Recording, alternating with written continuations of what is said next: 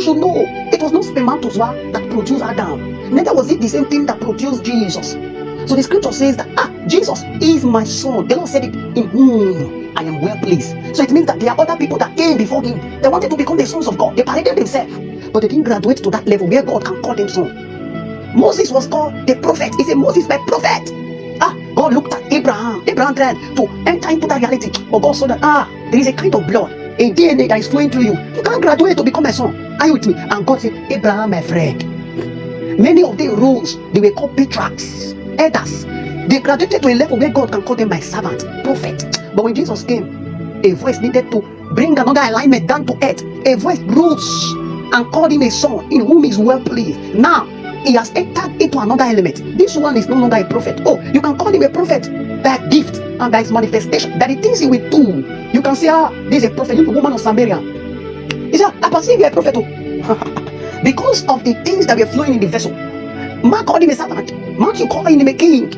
Many of them gave him a name, but there is an authentic name that rose in the spirit. It was a son. How many of you have come into sonship?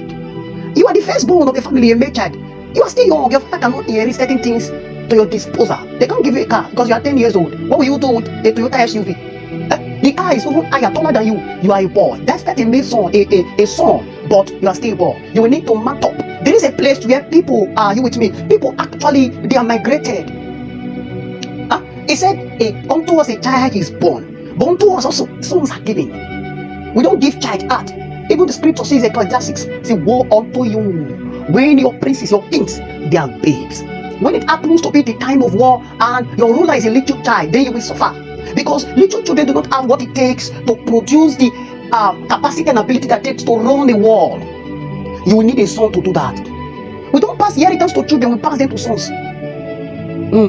Though your father might be late when you were 5 years old and they told you that this thing houses belongs to your father, but you will not have access to them because you are still small. What they will do to you, they will put you somewhere and a nanny will be taking care of you, because at that point of your life, you do not have what it takes to control such houses.